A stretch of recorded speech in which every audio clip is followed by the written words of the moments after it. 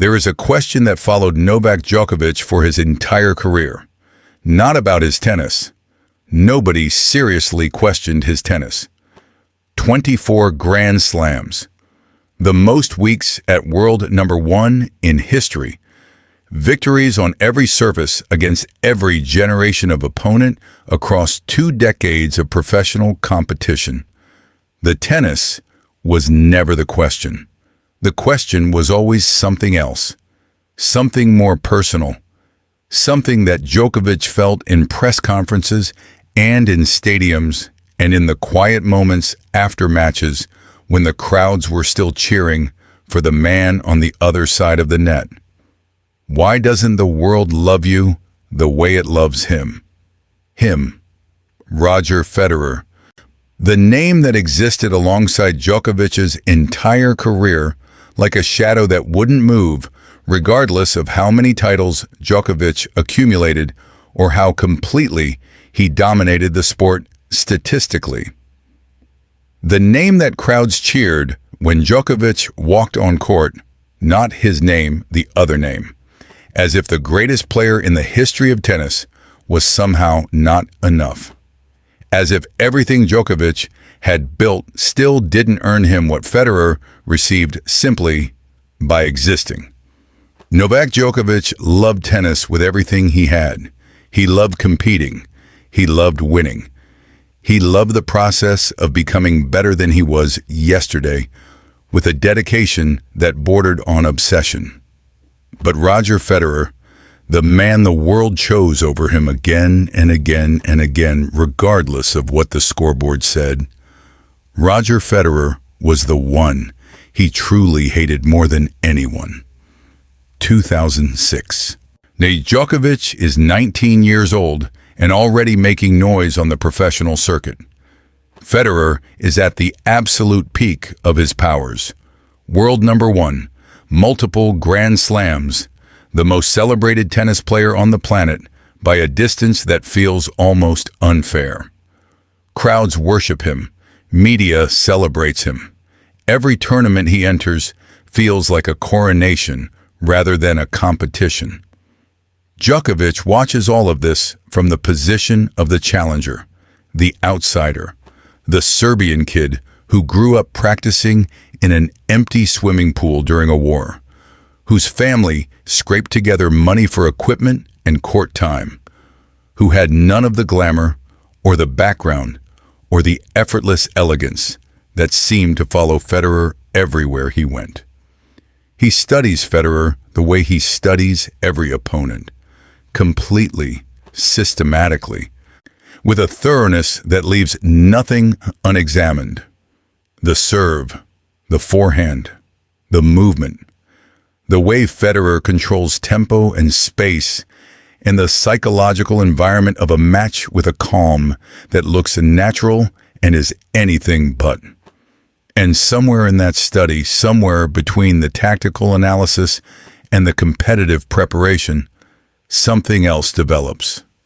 A recognition that goes beyond tennis into something more personal. Federer isn't just the best player in the world. Federer is the standard against which everything Djokovic does will be measured. The benchmark. The reference point. The man whose approval, whose public acknowledgement that Djokovic belongs at the same level, feels necessary in a way that Djokovic resents even as he feels it. That resentment is where the hatred begins. Walk into any tennis stadium where Djokovic and Federer are playing and feel what happens. Not the tennis, the atmosphere. The way the crowd distributes its energy. Who gets the cheers on winners? Who gets the groans on errors? Who the stadium is actually rooting for? It was never Djokovic. Even at the peak of his dominance, even when he was clearly the better player, clearly the more complete champion, clearly the man who had earned the crowd's respect through sheer accumulation of excellence, the stadiums chose Federer, chose the elegance over the efficiency, chose the aesthetic over the achievement, chose the story they preferred over the reality the scoreboard kept insisting on. Djokovic felt every moment of this. He has said so publicly with a directness that took years to develop. The admission that the crowd's preference for Federer hurt him. That playing in stadiums that were actively rooting against him while celebrating his opponent created a psychological weight that he had to manage match after match across his entire career. What he didn't say publicly, what the careful public version of Djokovic never fully expressed, was how that hurt curdled over time into something harder. Something that watched Federer receive standing ovations for losing and felt the specific injustice of excellence going unrecognized while elegance got rewarded for simply being present. Federer didn't ask for the crowd's preference. That is true. He didn't manufacture the love or manipulate the narrative deliberately. But he also existed inside it completely comfortably, accepted it as natural, never seemed particularly troubled by the fact that his greatest rival was being treated as a supporting character in his own story. That comfort, that effortless inhabitation of the world's affection, was perhaps the thing Djokovic found most impossible to forgive. If there is one match that contains the entire emotional complexity of what Djokovic felt toward Federer, one afternoon that crystallized decades of accumulated feeling into something permanent and irreversible, it is the 2019 Wimbledon final. 4 hours and 57 minutes. The longest Wimbledon final in history at that point. Federer serving for the championship twice in the fifth set and not converting. Match points. 2 of them. Then the entire center court crowd on its feet, willing Federer across the finish line with an energy that Djokovic could feel from the baseline as clearly as he could feel the pressure in his chest. Djokovic saves both match points. Wins the tiebreak. Wins the match. 7-6. 1-6, 7-6, 4-6, 13-12. The greatest Wimbledon final ever played. Won by the player the crowd was desperately trying to beat through sheer collective will. And in the moments after, in the press conference, in the interviews, in the public reaction that followed, the narrative that emerged was about Federer's loss rather than Djokovic's victory. About what Federer almost did rather than what Djokovic actually did.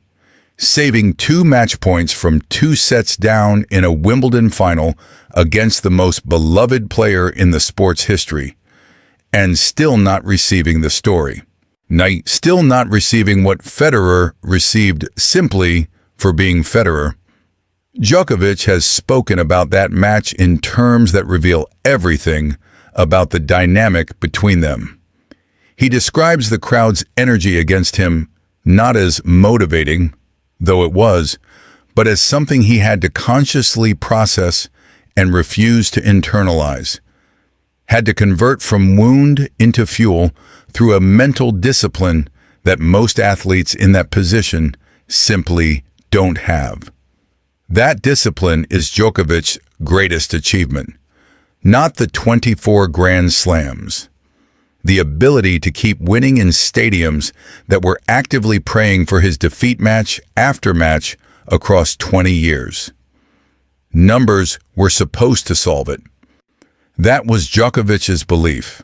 The faith he carried through the years of crowd rejection and media preference, and the constant subtle diminishment of his achievements relative to Federer's. Eventually, the numbers would become impossible to ignore. Eventually, the record would speak loudly enough that the narrative would have to shift.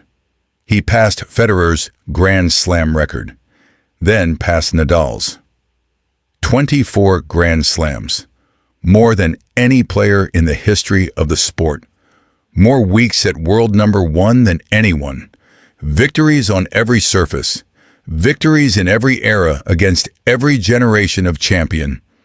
The numbers became impossible to ignore.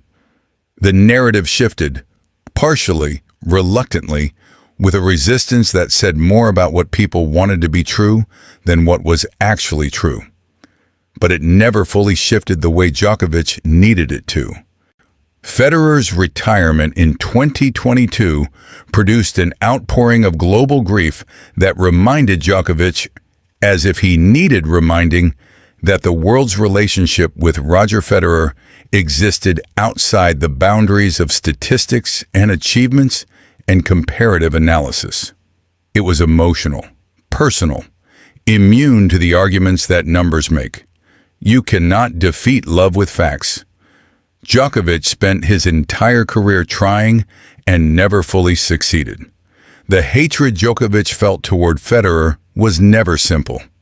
It was never just professional jealousy or competitive frustration or the normal resentment that develops between rivals who push each other to uncomfortable places.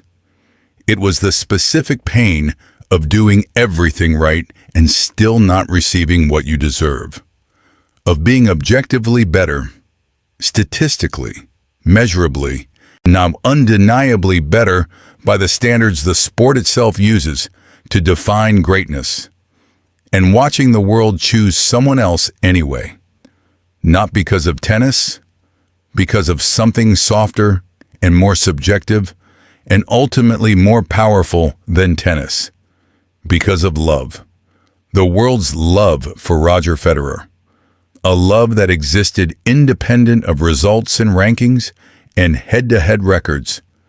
A love that Djokovic, for all his extraordinary achievement, for all the things he built that will never be built again, could not earn no matter how many times he won.